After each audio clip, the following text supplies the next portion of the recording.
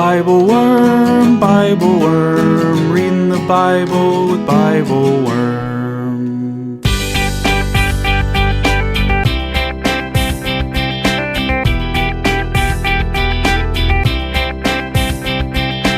Welcome to Bible Worm, getting to the core of the biblical text. I'm Dr. Amy Robertson, Director of Lifelong Learning and Music at Congregation Or Hadash in Sandy Springs, Georgia. And I'm Dr. Robert Williamson, Professor of Religious Studies at Hendrix College and Theologian in Residence of Canvas Community in Little Rock, Arkansas. We're here every week to discuss the biblical text, both as biblical scholars and as people of faith, one Jewish and one Christian. This week, we are reading Luke chapter 7, verses 1 through 17. Two stories of miraculous healings, both of which seem to focus more on the person who is well, the person who is concerned or bereaved, than on the person whose body is failing. What might that tell us about the nature of healing, or of faith, or of community? And of all the suffering one might alleviate, why does Jesus respond to these two cases? One, an Israelite woman who mourns her son, one, a Roman man concerned for his slave. A powerful person and a vulnerable one. Is there a system at play? Is that even the right question? Thanks for being with us.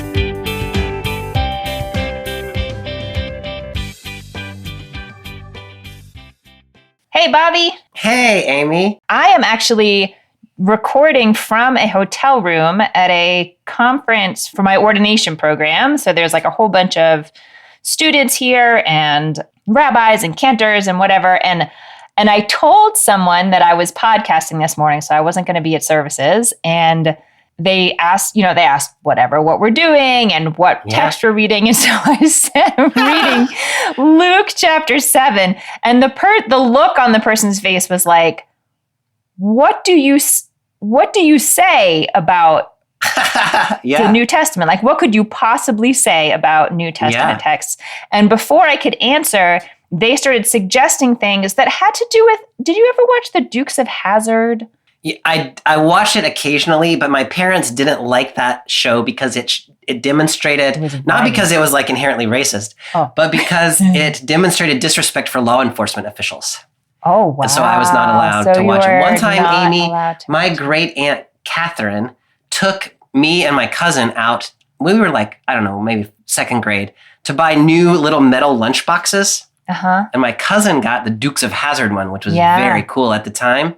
I was not allowed to get the Dukes of Hazzard one, so I ended up with the Fox and the Hound, which was not. That's less cool. Was not the cool lunchbox to have, and I bear some scars. I'm really from that glad experience. this gave you the opportunity to share that. But I have distracted us from why you were talking about the Dukes of Hazzard in the I context have of not Luke. seen Dukes of Hazzard, really. I mean, I'm like aware of what it is. But apparently there's a character on the Dukes of Hazzard named Luke who my colleague said people don't take him as seriously because he's not like the blonde-haired, good-looking guy on the show, but he's the brains of the operation. So that is the rabbinic commentary that I bring to you from my convention. So, Bobby, today we are reading Luke chapter 7, verses 1 to 17, where I will try to earn my keep, even though my colleague has no idea what a Jew could possibly say about the book of Luke. You say so many important things. I have so many things to say about everything. I really have a lot of comments. True. We were in chapter 6 last time, but we didn't read all the way to the end. Right. Is there anything that you would like to either remind us of or sort of sum up for us before we jump into this set of stories? The end of chapter 6 is Luke's version of what Matthew has as the Sermon on the Mount. In Matthew, that lasts for 3 chapters, from Matthew 5 to 7. Luke's version is a sermon on the plain, not like an airplane, although that would be cool. It'd be like Samuel L. Jackson's Snakes on the Plane, but it would be Sermon on the Plane. Probably less exciting. And it covers much of the same material, but I mean, not as extensively, but a lot of the same material that's in the Sermon on the Mount, which we talked about 2 years ago, I guess, in the Matthew podcast.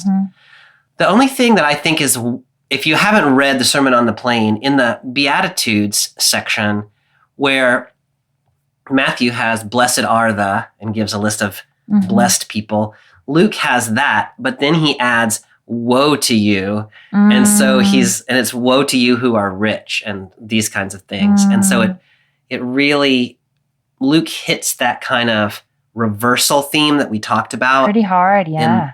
In Mary's song. He hits it really hard right there. And so those are the less popular in the churches that I have been a part of. Yeah. If you hear the Beatitudes, it's almost always Matthew's and not Luke's. And the narrative lectionary does the same thing, right? It gives us that one. So anyway, it's a lovely text. Love your enemies, all of that kind of stuff is in there.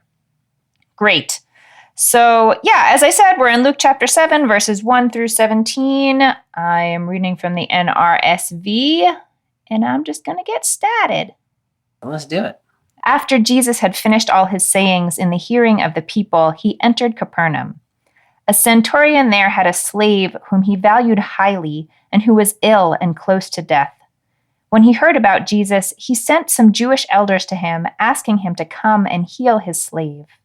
When they came to Jesus, they appealed to him earnestly, saying, "He is worthy of having you do this for him, for he loves our people, and it is he who built our synagogue for us." Okay, so he is still in the city of Capernaum. He encounters a centurion, which I very famously learned in our first year, I think, reading this text together, is not one of those like half horse, half human guys. The centaurs. Yes, centurion and centaur, not the same. Not the same. The top half is kind of the same. It's the horse end that's the problem. Oh man, that was very classic. What should we know about a centurion? Like, that is not a word that is in modern parlance.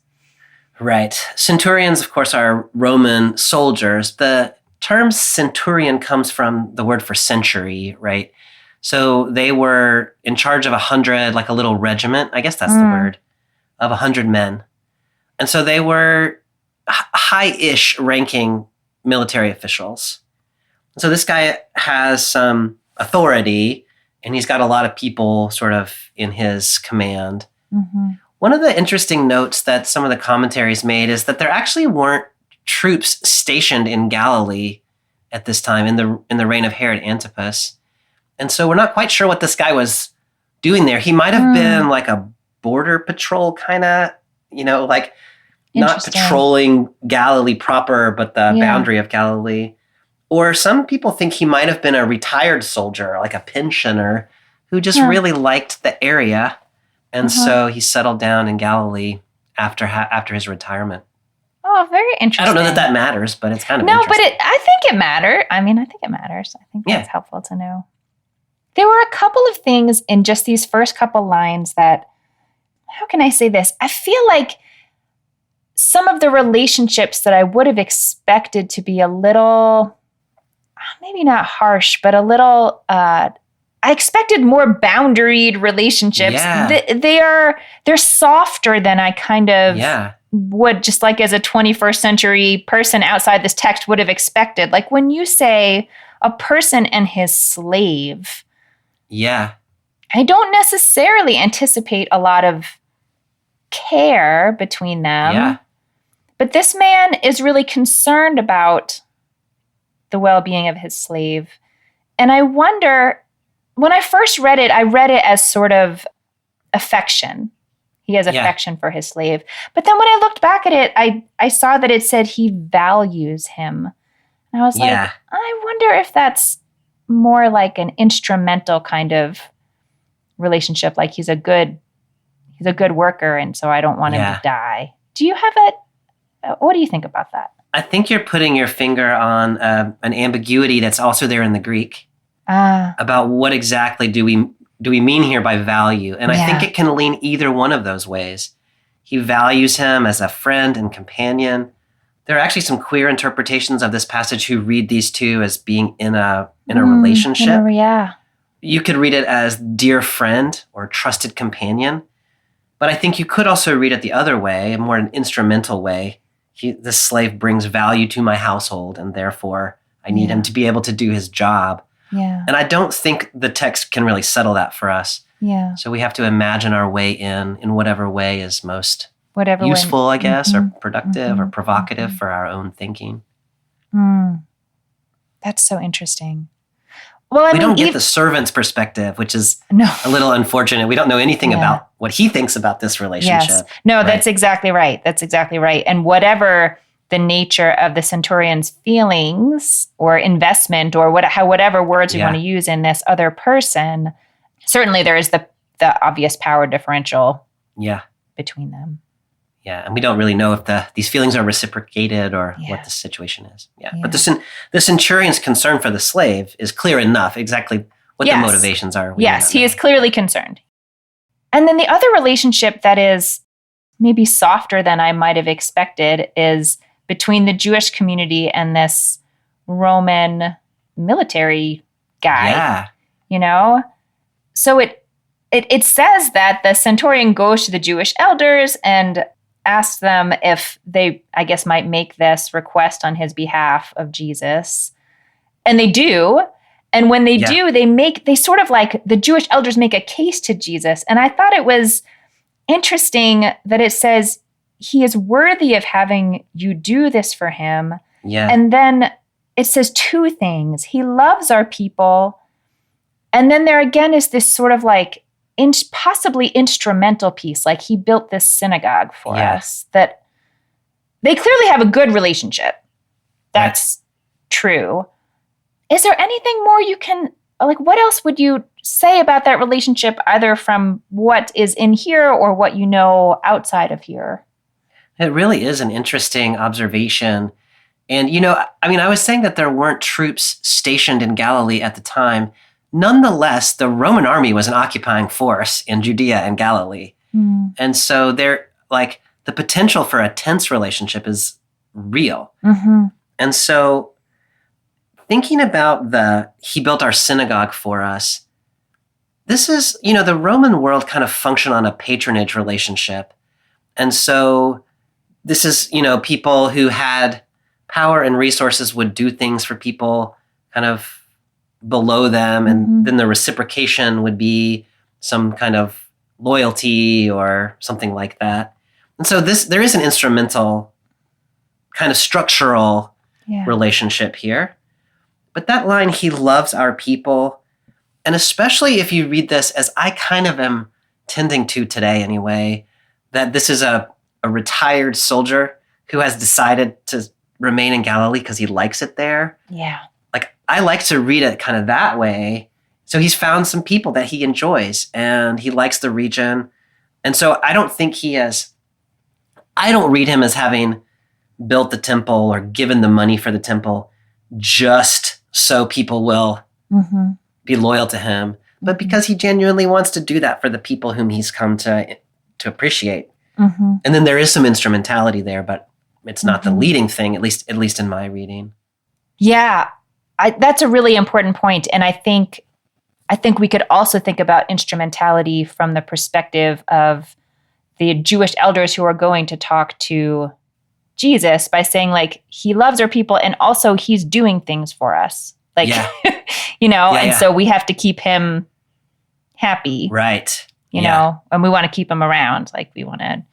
So we get something out of this too. Yeah. I don't know if I'm making this all too dark. Like, I don't mean to necessarily, but I guess it's just that relationships are complicated and there are real power dynamics happening in any relationship. I really like the way you're sort of approaching this for exactly that reason. It's never purely one or the other, or very rarely, I think. Right. There's always kind of this affection and instrumentality and benefit that's coming out of it. One way of reading what the elders are doing here is it's a little bit of a positive spin that maintains the utilitarian nature of it, is the centurion has done this thing. He has done an act of patronage to us by giving the money for the synagogue. How can we repay him? Up until now, what they've been able to do is say, thank you, you're wonderful. But there's nothing concrete there. And now you could read them as saying, finally, here's our opportunity.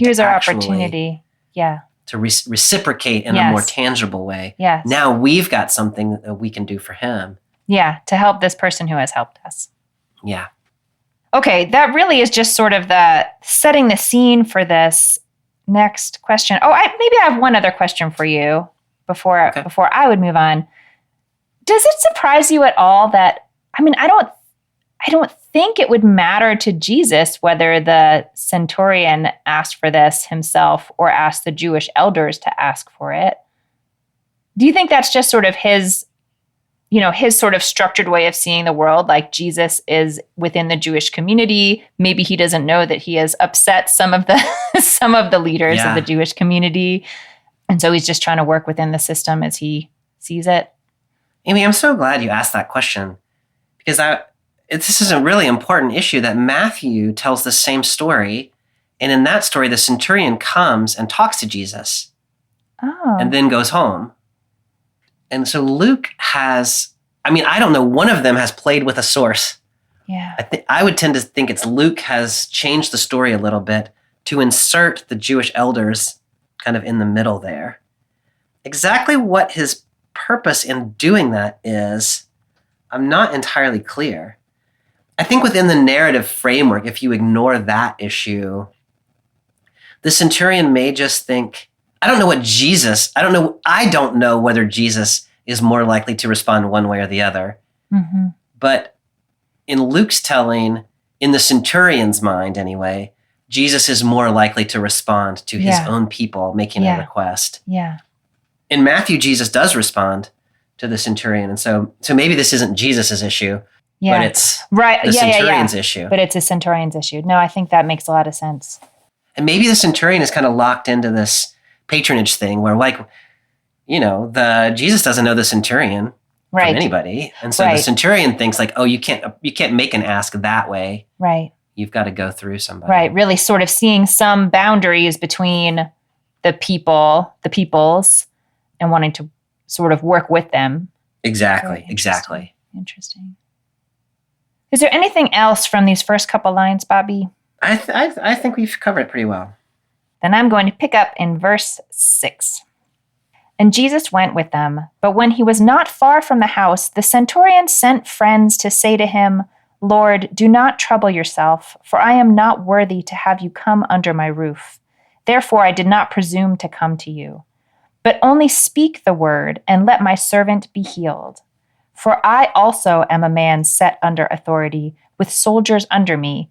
And I say to one, go, and he goes, and to another, come, and he comes, and to my slave, do this, and the slave does it. When Jesus heard this, he was amazed at him, and turning to the crowd that followed him, he said, I tell you, not even in Israel have I found such faith. When those who had been sent returned to the house, they found the slave in good health. So the centurion just changes his mind, right? Or do you see that? There wasn't a misunderstanding. Like, this is what he said, and then he changed his mind. It's so interesting, following up on what we were saying just a minute ago, that here the centurion sends his friends because he's not sure he has the authority status. And he explicitly says, this is why I didn't come to you. Yeah. So Luke is really coming hard on this. Yeah. And then he seems to lose the little confidence that he had to send his elders. Then he lost that too. Yeah. Luke's doing something, or the story's doing something here. Yeah. It's so interesting. This is maybe a weird thing to think about, but there is a book by Jonathan Haidt, Haidt, called The Righteous Mind, where he's talking about just sort of like the different ways that human values might be oriented or might manifest in different people. And he almost talks about it as like taste buds. Like, none of the values are bad, but you might be drawn more to universalism or more towards respect for authority or something like that. What stands out to me in this section is that, this is a man with real power. Yes. And he respects the idea of power and boundaries and authority. It's not that he's using his power to take as much power as he can. Right. Quite to the contrary, he is just oriented. He sees himself somewhere in the ladder. He's not being like overly humble. Like he says, I have real authority and this is how it works. And you also have real authority and maybe it works the same way. Yeah. So, okay, I get the comparison. Do you think that his saying, like, you can just speak it, does that imagine that there's like a spirit that is causing this illness? And is that how you read that? The way that I have been making sense of this text is that we're thinking about hierarchical structures, and we've got two hierarchies. Mm-hmm. One is the sort of earthly imperial hierarchy of power, with the emperor at the top, and the centurion has his role. He's not the emperor, but he's appointed by the emperor, and then he's got command over the people below him. And then there's also this spiritual hierarchy. Mm-hmm. And he refers to Jesus as Lord, which can be understood as referring to him as just like as master or something like that. Mm-hmm. A Jewish listener, I think, would hear Lord like God there. Mm. But what he says is you are appointed. So I think what he's thinking is God is at the top of the pyramid like the emperor. Jesus is appointed by God, has power over the spirits below him. And yes, that those spirits are what are causing the illness. And that if Jesus says a command, those spirits will change their orientation to his slave in the same way that his 100 soldiers would do what he commanded. I think that's right. Mm-hmm. And with the sort of, I guess, additional layer that when you command a slave or a human who is working under your authority, they have to be able to hear you. Like you have to be proximate to them or send someone who will tell them and be proximate to them. But this is suggesting that Jesus doesn't need to do that. And in fact, Jesus never actually says anything, does he? That's true. That's true, actually. They just go home and the servant is better. And so it's a little bit like that when we talked about a couple of weeks ago where the man with the withered hand took his hand out and it was healed. Like, I guess you read that as Jesus's power is such that he just wills something to be, and it is. Maybe? That's fascinating. I just totally had missed that. But of course you're right. He doesn't say anything.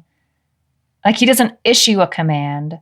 Right, he doesn't rebuke a spirit, or anything like that. No. And your question has me wondering about, yes, certainly it could be read as that is Jesus' will, and I don't disagree with that interpretation of this.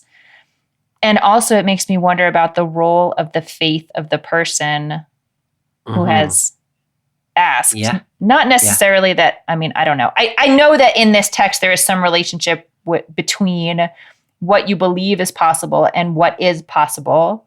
If you don't believe it's possible, then it's less possible. Yeah. But yeah, he has because of his sort of power within the hierarchy that he is within, the centurion has seen that something is possible for Jesus to do that no one from the Jewish community had seen or thought of or imagined. It's so interesting thinking about, like, based on whose faith does Jesus heal the slave? Yes. It's interesting. I mean, first of all, this is a story in which Jesus is healing someone who is not themselves asking for healing. Mm-hmm. So it's all because of other people. Mm-hmm. The whole story is about other people seeking healing for their friend. Jesus starts on his way to the centurion's house when the elders ask. Mm-hmm. So it seems to me like his intention was fully to heal the slave based on the fact that the elders had asked him to do it. Yes. And then he changes his mode exactly as you're saying because the faith of the centurion is so great. And so, like, there's multiple people's invitation and faithfulness that's kind of being invoked here. Yeah. But the miraculous nature of it as Jesus doing it from a distance without ever speaking a word, that seems to be a response like, oh yeah, I see you, centurion. You can command people without being in their presence. You recognize I can do that too. And so that's what sort of elevates the mechanism anyway of how the healing takes place. You know, when I think about this story, sometimes it makes me a little bit uncomfortable that this is a powerful man talking to a powerful man. Yeah. Like about the way that they can use power. Right. In a way that people who don't have power might not imagine, just because that's not the world. They haven't seen that example. You know, they don't know that story that the Centurion tells. Like that hasn't been their experience in the world. I mean, it seems clear in the text like this is a good thing. And so I guess I just want to raise up like my own like little bit of discomfort, but also like checking myself that like, we all have our experiences in the world that tell us some things and not other things. And all those experiences can be used for good. Yeah. I don't know. Do you have some other thought about that? Or is that... Well, I have not been thinking about that, but when you say it that way, well, there's a couple things. One is Jesus's quote there, I tell you, even in Israel, I haven't found faith like this, can be read as a little bit of a snark about Israel. It's a little harsh. Yeah, it is a little harsh, I think. Maybe we should read it that way, but Jesus has found a lot of faithful people in Israel so far. Yeah. And in particular, I'm thinking about our conversation from 2 weeks ago about Simon Peter and that haul of fish, and he recognized Jesus as master and then as Lord and then dropped everything and followed him. Like, that's some faith. Yeah. So Jesus is not saying, I haven't found faith in Israel, but now here it is. Jesus is saying something else. And like, I haven't found this kind of faith, or maybe it's a matter of degree or something. I don't quite know. But the reason I say that is because you were talking about Jesus meeting the centurion on his own terms here. But we said that same thing about Jesus and Simon on the fishing boat. Oh my gosh, we sure did. And so instead of thinking about it as power recognizes power, I wonder if we can think of it as Jesus meets the people in whatever framework they understand. So he meets the centurion with the commanding of spirits. With Peter, Peter didn't understand that, like you're saying. And so he meets Peter with a big old bunch of fish. And that's how Jesus operates. I love that, Bobby. Oh, I really love that. And it has me thinking about, this is maybe a weird example, but you know how languages develop vocabulary for the things that they actually experience in the world. Like they're, you know, I don't actually personally know if this is true, but I've heard that maybe it's like one of the native Eskimo languages has tons and tons of word for snow, you know, different kinds of snow, because they have a lot of experiences with snow. Yeah, I don't know what that just, we have our experiences in the world, and Jesus will use whatever experiences people have to do his work.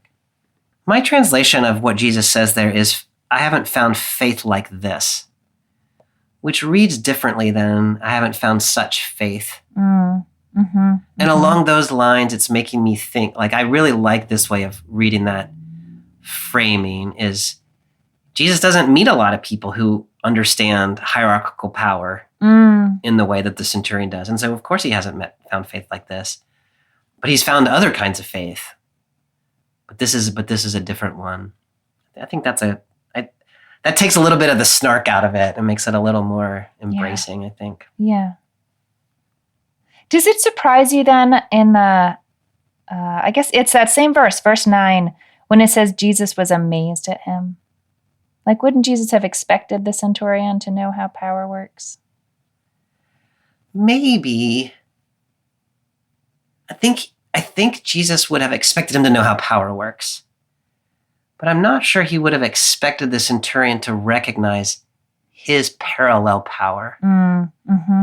That's true. This other thing that the centurion does that's so lovely here is what you were saying earlier. He has power in one realm, but he realizes he doesn't have power in the other realm. Yeah. And so he's able both to be like, I've got power, and also to say, I'm not worthy to come in your presence. Yes.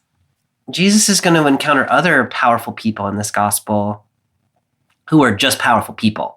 That's right. And they get that power, but they can't recognize the humility side of it. And so maybe that's what, here's somebody with some authority who yet recognizes the limitations of their authority. Maybe that's part of what's amazing. I love that. Yes. He sees his power and it's real and he doesn't deny it, but he also is not sort of deluded into thinking it's more than it is. Amy, we've been talking a little bit about how Luke tells this story that's a little differently than how Matthew tells it. And many scholars, and I think I'm in this camp, see some of these changes as trying to bring this story into a stronger parallel with a story from the Hebrew scripture about the prophet Elisha healing the Syrian general Naaman, that's told in 2 Kings 5. And some of the parallels there, I mean, it's pretty striking. Here you have a foreign general who seeks the help of the prophet. He does it through intermediaries. Elisha never directly encounters Naaman. He goes, Gehazi, Elisha's protege, goes back and forth. The same thing happens here. The healing happens at a distance. Here it's Jesus does whatever he does. There it's Naaman goes and bathes in the Jordan and is healed. There's some friends around who are encouraging. The foreign general finds out about the prophet through, in the Naaman story, it's through an Israelite girl who's been captured in a war. Here it's through the Jewish elders. And so this story seems to have been cast by Luke as a kind of retelling, or retelling might not be exactly the right word, but cast in the mold of the Elisha story, meant to draw the attention of a Jewish reader or somebody who knows the Hebrew scripture to that parallel. It's a really interesting phenomenon. Hi, I'm Terry Peterson, minister of St. John's Church of Scotland in Gourock, west of Glasgow on the Scottish coast. And I am the liturgy writer for Bible Worm, which means I get to spend a lot of time listening to Bobby and Amy, and that is a great joy. It is fascinating to hear them read and talk through stories I thought I knew pretty well, since I'm starting my third time through the narrative lectionary now. I always come away with more ideas than I can fit into a liturgy or a sermon, and working with them has deepened my own spiritual life as I write liturgy that follows the contours of their conversations. I appreciate that they don't shy away from the difficult parts, and that they always find connections between these ancient texts and our contemporary life. And it's fun for me to work those connections into liturgy that empowers worshiping communities to speak to and about God in new ways. If you join the Bible Worm Patreon at the Liturgy Worm level or higher, you'll have access to those liturgies and prayers that you can use or adapt, as well as early access to the podcast. Or there are other levels with different benefits, including Bible studies, access to the Bible Worm Collaborative discussion group, and more. Visit patreon.com/BibleWormPodcast to help Bobby and Amy continue creating this incredible resource for people of faith around the world. And now back to this week's podcast.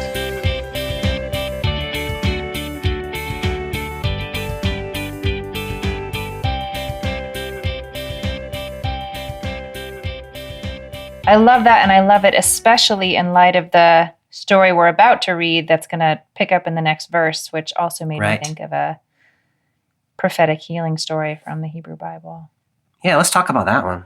All right, so I'm going to pick up in verse 11.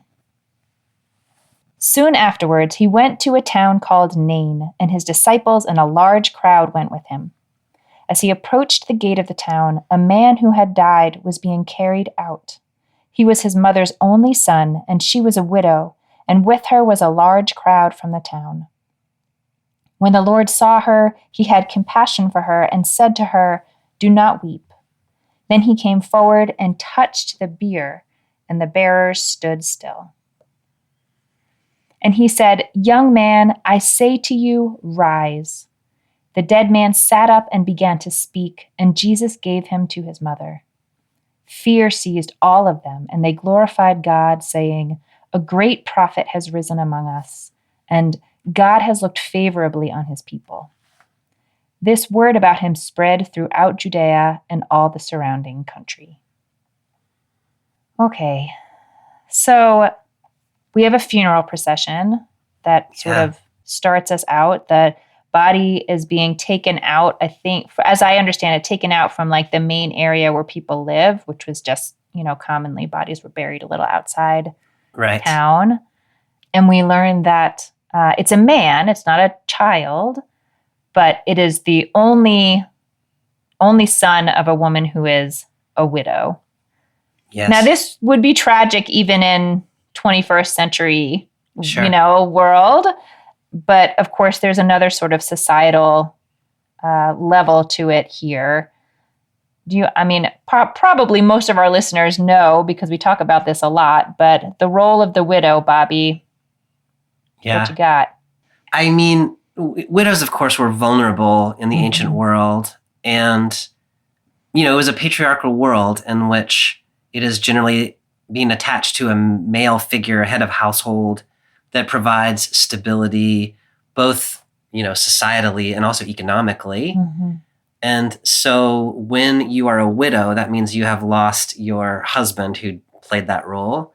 And now you have lost your only son who would have played that role. And so now we have a woman who is not attached to any kind of male in the patriarchal structure. Mm-hmm. So she's a vulnerable woman. As I say that, I hear Amy Jill Levine in the back of my head who always likes to say, but we know stories of rich women, widows in the New Testament. And so we don't know that she's vulnerable. Okay. And so I take that. Yeah. I take that because AJ Levine is very smart and I believe her. well-read. I believe whatever she says. And also, in the book of Deuteronomy, as you well know, the three, you got to look out for these folks because they're vulnerable, are the orphan, the stranger, and the widow. And there is a reason why that is the case. Yeah. Maybe there were widows who were well off, but I think the general picture of widowhood in this period was one of vulnerability. Yeah, no, I think that's right. And there's this sense in which they are somehow outside of the dominant social structures and economic systems, as you were saying. And maybe because of that, I was particularly moved that it says like there's a great crowd with her. And of course, this is the funeral procession. So it's different to go to the funeral than to, show up 2 months later. But she's not alone. She has a community of people, and her son had a community of people that at least for now are helping her to bear this grief. Yeah, I love that, Amy. Because, this is exactly what Deuteronomy says you're supposed to do for the widow, right? Yeah. Is form a community around them that makes sure they're not vulnerable. Mm-hmm. Mm-hmm. And so this community is doing exactly what it should be doing. That is a very good point. Yes, they're doing what they should be doing. Mm-hmm. The other thing that is also here, and you mentioned this a minute ago, but this is also just a tragic story for this woman. Yeah. And I don't want to skip past that too easily. There is the vulnerability side, but there's also just what a sad moment. Yeah. She has lost the two people that are closest to her. And even though her community is there, like it's not the same, And so no, it's not. I don't know what moves Jesus exactly in this story. Maybe it's his concern about her vulnerability, but maybe it's just, oh my goodness, this poor woman. Yeah. No, I'm really glad you brought that up, Bobby, because what the text tells us is that Jesus felt compassion for her, right? Yeah. And I'm aware of this, this question that came up in me that I don't necessarily like, but I just want to sort of own in case anyone else has it also. But this, of course you have compassion for her. It's a terrible thing, but I already am having a conversation with the Bobby in my head. So I'm hearing what you're saying about what I'm going to say and trying to modify it. Yeah. What I was going to say is tragic deaths happen. They do. And Jesus can't stop all of them. He can't. So why in this moment does he say, undo? I'm going to undo that one. And I don't like it in my head because I feel like it's pitting sort of fairness or scalability against compassion, which I think is not a great way to go about it. Yeah. But does that question even come into your mind, Bobby? Oh, sure it does. When I was taking notes on this text, I tried to read the text without asking myself that question, but then when I got to the end, I was just like, I I can't read this story without saying, but this doesn't always happen, or maybe even often happen Yeah. for other folks. And so how do we hear this story, we who have lost people in various ways? And I don't have a good answer. I mean, I think it's a totally legitimate, crucial question to which there isn't a great answer. Yeah. The closest I can kind of come is that, I remember that story that we read from time to time in which Jesus says, the wedding guest can't fast when the bridegroom is present. Mm-hmm. And I just mean that by way of saying the time in which Jesus was present on the earth is a different kind of time. And so some of the healings that Jesus performed in his bodily incarnation, I don't know that there really is a sort of promise that will continue on in the interstitial period between Jesus' resurrection and the return of the Messiah, when the Messianic age begins. That's kind of a theological shmammy, way of talking around it. But I don't know that it's promised anywhere really. Yeah. That we ought to expect this is going to be the new norm now. Normal. Yeah. The promise of the gospel is there is yet still a time coming when that will be the norm. But we're living between the times. That's so interesting. And that's really helpful to me that this is sort of a taste of the world to come in a way. The other thing I was thinking as I read it, I'm sure there were other sources that came with this, but I don't remember them, unfortunately. But I remember my rabbi saying many times from the Bima, when you have an impulse of compassion, don't overthink it. Just do it. Like, just do the thing. If you think, oh, I wonder how this person's doing, just send them the text right now. Just stop what you're doing and send them the text. Like, pay attention to those little impulses that come up, and don't worry about scalability, or don't let the perfect be the enemy of the good, or don't, whatever. I like that a lot. Just do the thing at the moment that you feel that rise up in you. It is so interesting to me that Jesus, like I love the word for compassion here. It's splanchnizomai, which is just a fun word to say. Splanchnizomai. But it's related to the word for intestines. It's like a feeling in your guts. Oh, that's interesting. And it is almost just like Jesus has this feeling, and it's so deep in him that he does what you're saying. He just like, here's the feeling, I'm going to do it. Almost, I don't want to say it's beyond his control, but it's a little bit like beyond his control. Like he has the feeling that he has to follow through. I love we don't that it's know connected to quite guts. I feel it. What's your word? Kitschkis? Kishkis. Yeah, but I mean, it's making me think like rachamim in Hebrew is like womb. Like there's something that we feel in our bodies that tells us. However you put it together, I think it's really lovely here. Here we have another story in which this time a man is not just healed, but raised. Mm-hmm. Yes. But not because Jesus feels for him, but because Jesus feels for his mother. That's right. Which is sort of like Jesus felt for the centurion, not for the slave. Yeah. And then in this case, nobody asked Jesus anything. Jesus just did this because Jesus wanted to do it. He had to do it, however you want to put that together. Right. And so it's a totally different, like when you think of healing stories often as like a person in need comes to Jesus and says, Jesus, heal me. And this story has a whole different way of getting there. Bobby, I love that. And it's leading me right into the next thing that I wanted to ask you in such a more interesting way than I would have sort of conceived of before.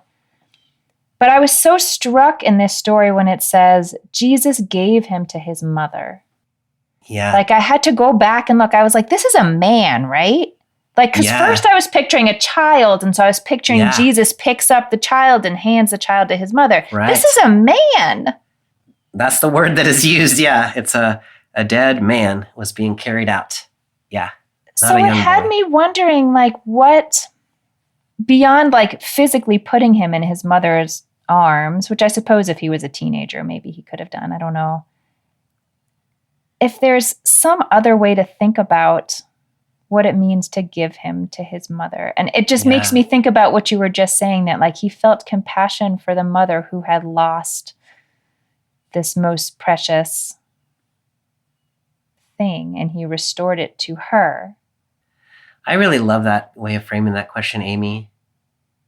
You know, my kids are quite young, and so I'm a little bit imagining, but I imagine that no matter how old you get or no matter how old your children get, they still feel like your little toddlers that were running around. Yes. At least they feel partially that way. And the people that I have known who have lost children, adult children, still feel that same feeling, I think, that would have been the same if they had lost a child while they were still a child. It's not that it's different. And so returning an adult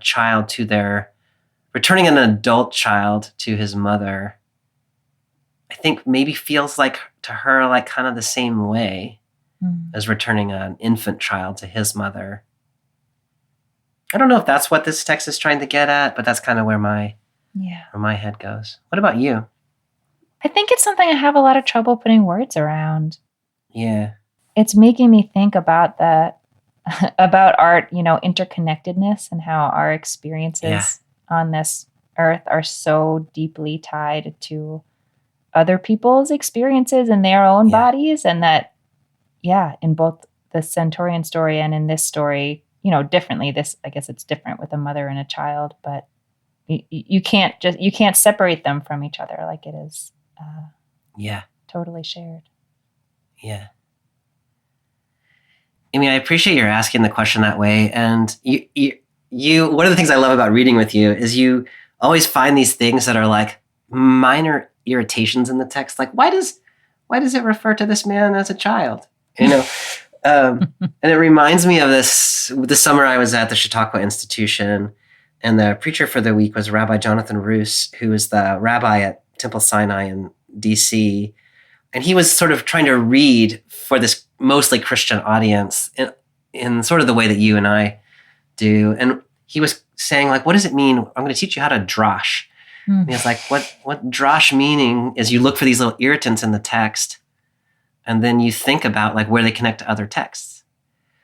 And so you and I have droshed it in this sort of one way into the emotive realm, sort of. But if you drosh it the other way, you would discover that this is, in the Greek, is a quotation of 1 Kings 17:23 in the Septuagint translation, which is that story I think that you were referring to earlier, where Elijah, we read it together back this fall, Elijah raises an actual young boy from the dead and returns him to his mother. Wow. And this is that same, like word for word in the Greek, the same phrase. And so it may be trying to connect this story, which is not about a child, to that story, which is about a child. And you only notice that connection. I mean, you might notice it in other ways, but if you notice that's a weird thing to say, and then you might connect it back to this text. Oh, that's fascinating. And I mean, for various reasons, I was thinking about the Elijah story, that you just keep leading me right where we're going to go, Bobby. But I did not realize that was a direct quote. Yeah. This is not subtle. What connections were you seeing that were bringing you there? Well, I mean, first of all, they then say a great prophet has arisen. Yes. Which I thought was so interesting, first of all, because it's a reminder to the audience that while this power is rare and incredible, it is not singular. Ah, yeah. Like, this has happened before. Yeah. And, I don't know actually at what point in history, maybe that all the stories about Elijah sort of followed, in the Hebrew Bible text, it says he rises up into heaven, but it never says he died. So there's this, swing low, sweet chariot. Yeah. Yeah. There's this teaching still today that he could, he's going to come back. Yeah. So, there is this, there's a tradition of this already. And so the fact that this has happened wouldn't necessarily make people think, oh, this guy is actually God Right. in a human body. Yeah. But it would maybe make them think something really important is happening here. And, Elijah is come to be known as someone who will come before, at the time of the coming of the Messiah. Yeah. So maybe this is sort of an announcement of, like, maybe this guy is the next Elijah, which is interesting because John the Baptist also seems a little bit similar to Elijah. Yeah. What do you do with all that? I handed you a hot mess of stuff there. Well, what you're making me think about is my students really struggle with this when we read the New Testament. Because, if you ask the question, like, how do you know that Jesus is the Son of God, that Jesus is divine? One of the things they will say is he performs miracles. Mm-hmm. And so, but you're exactly right. Like, Jesus is not the first miracle performer that we have, even in the biblical tradition, let alone the Greek tradition surrounding. Yeah. And so, Elisha healed Naaman the Syrian, and Elijah raised somebody from the dead. And so it is clear that Jesus is exercising God's power, but we have not yet gotten to the point where it has been demonstrated in any kind of clear way. Maybe the angel has told us or something like that, but if you were just a character in the story, you probably haven't gotten all the way yet to Jesus is God. You've just gotten to Jesus is a man of God, like Elijah and Elisha. And so I think what they say here, it's possible to read them as sort of being like a great prophet, like, oh, they don't get it. But I actually think they kind of get it. To the extent that they can at this point. Yeah. They can't go further than that. Like the fact that they got there is pretty good. Right. Yeah. I agree. Are there other things you think we should be thinking about from that Elijah story? Like other particularities that you think would enliven part of this story? Well, to me, the details you have lifted out, I think are the right ones. And I can't go any further than that. Yeah. By the way, some people will read this in light of a story about Elisha in 2 Kings 8, who also raises a young boy from the dead. And he does it by touching the bed, I think, on which he's lying. And so it has some parallels there.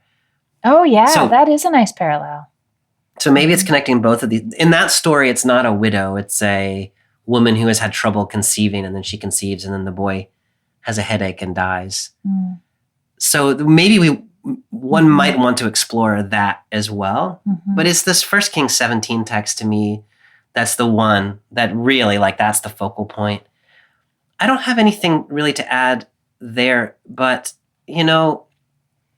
these two stories, Elijah raising the son of the widow at Zarephath in 1 Kings 17, and Elisha healing Naaman, the Syrian general, we have just talked about those 3 weeks ago, because those were the two stories that Jesus lifted out in his sermon at Nazareth when he's trying to demonstrate, hey, God has done all this before. Elijah raised a widow in Phoenicia. Elisha healed a Syrian. And now 3 chapters later, Jesus, in a sense, reenacts in his own way exactly those two stories. To me, that's what's really interesting. So part of one way of reading this text is here's Jesus demonstrating that he is who he said he was, and he's doing what he said he would do. Yeah. And maybe that's as far as it goes. That's as far as I'm getting with it right in this exact moment. No, I think that's right.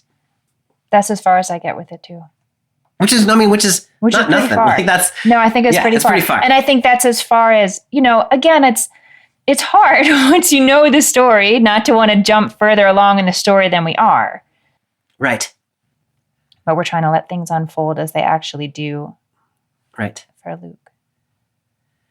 One thing that does occur to me is that when Jesus told those two stories at the synagogue in Nazareth, his point was God always works outside of Israel. But here, that's actually not the case. Yes.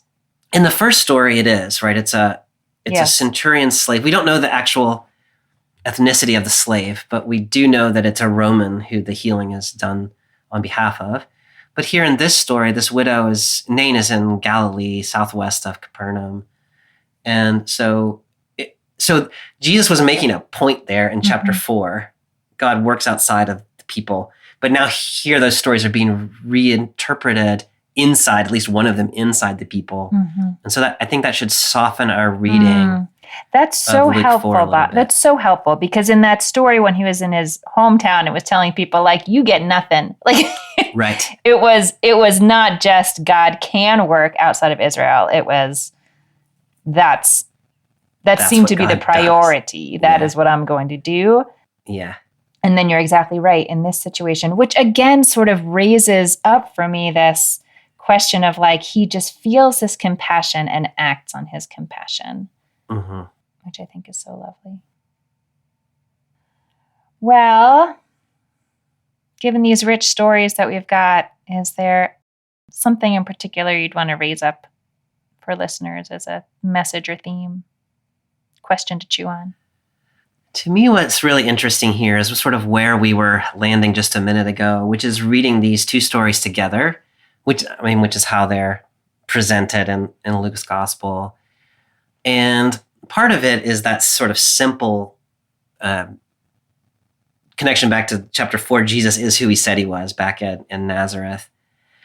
But what I've been thinking about is the various ways in which healings take place, which I realize is going to get us straight into that problem we were talking about a minute ago, which is that sometimes healings don't take place. Oftentimes they don't. But if we can just like live within the story for a moment, one of the things that really strikes me is that these two people who are healed, the slave and the dead man are the two who received the miracles here, and they had nothing to do with any of it. The one man was dead the whole time. The slave we don't hear from at all. No, we don't. And so the healing takes place. In the first case, it's because someone connected to him, that is the centurion, for whatever reason finds him valuable and wants to intercede on his behalf. And then his community, his Jewish community, is the one who actually intercedes with Jesus. And so there's this whole like communal trajectory by which the healing of the slave happens. In the second story, it's Jesus just feels it in his gut. Yeah. And says, this person, I'm going to raise this person. I just have to perform this miracle. Not for the sake of the son, but for the sake of the mother of the son, whether because of her vulnerability or because of her loneliness. I guess I say all of that just to say that sometimes there is a sense in which Christians interpret healings take place based on the faith of the person who needs the healing, and either you get it or you don't. And this text suggests that that's not the way that really is. That sometimes it's the intercession of the community that matters, and sometimes it's just healing miracle because Jesus wants to do the miracle, or because God feels compassion, or however you want to frame that. And so there's lots of paths. And the belief of the community, the intercession of the community matters. Appeal to Jesus' compassion matters. And this isn't about the faithfulness or lack thereof of the person in need. Bobby, when you were talking just now about the compassion for the mother who, like really just overwhelming compassion for the mother who has lost her adult son, it made me think of Jesus's fate and his own mother. And I don't know, it just added sort of an extra layer there. Yeah. Oh, yeah. Yeah. What about you, Amy? What are you seeing in this text? You know, I think I'm also really moved by Jesus's act of compassion for this mother who's lost her son.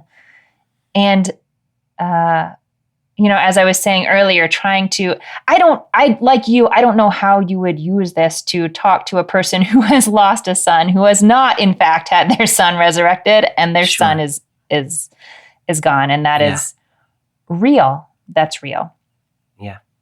And I guess I'm trying to inhabit the other side of it, sort of like modeling thinking about what a behavior like, if people want to be sort of an extension of Jesus's goodness in the world, it really is making me think of like, act on the impulse of compassion. Just don't overthink it. Even if you can't solve it all. You can't raise all the dead. You can't do all the things.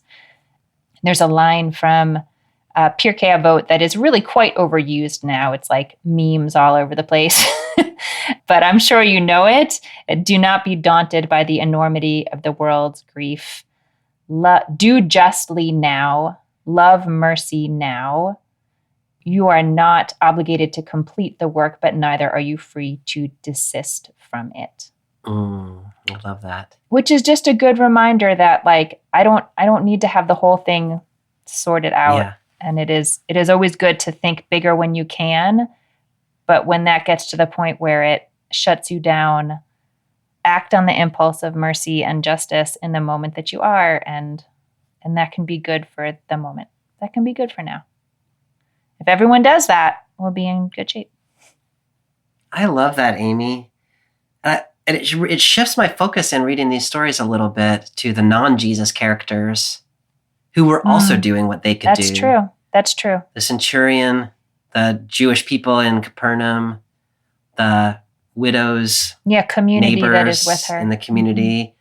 They couldn't affect the healing or raise the dead, but they could sure intercede and be there for the people. And maybe those of us who are not Jesus. If anyone listening is not Jesus, when we feel that compassion in our guts that Jesus does, we respond the way that we can. Yeah. I like that a lot. Well, Bobby, next week we pick up in the very next verse. Very next verse. We'll read 18 to 35 next week. That's such an interesting story, Amy. It's when John the Baptist, who, was the forerunner of Jesus, now is going to come back and say, are you sure are you really the Messiah? It's a fascinating little story. I mean, I think that's actually really interesting coming after this, because the people recognize that Jesus has done something that a great prophet has done. And so Jesus must be a great prophet. And so now we're going to go a little further down that road. Yeah. Well, I'm looking forward to that conversation. I'm all excited about it now. Let's just do it. Let's just record it right now. Forever. All right, Bobby, thanks for a great conversation. I hope you have a good week. Thanks, you too, Amy. I'll see you next time. Bye. Thanks for joining us for this week's episode of Bible Worm. If you've enjoyed this free podcast, we hope you'll help us keep it going by joining our Patreon for as little as $4 per month. You can also sign up for other goodies like early access, video lectures, weekly liturgies, and more. Visit patreon.com/BibleWormPodcast for details. Bible Worm is produced and edited by Bobby Williamson. Our theme song is sung by Colin Bagby, and our theme music is The World at Large by Dano Songs. Many thanks to all our Patreon supporters for helping make this podcast possible. A special thank you to our newest supporters: Quinn Gorgeous, Carlene Young, Meredith West, Colin Tuggle, Rachel Strong, Janelle Randall, Tor Berg, Laura Norval, Chad Langdon, David Stewart, Weldon Nisley, Daniel Voigt, Ryan Wiggins, Cindy Lou Ray, and Samantha Leoy. Join us again next week as we continue on with Luke chapter 7, verses 18 to 35. Until then, keep on digging.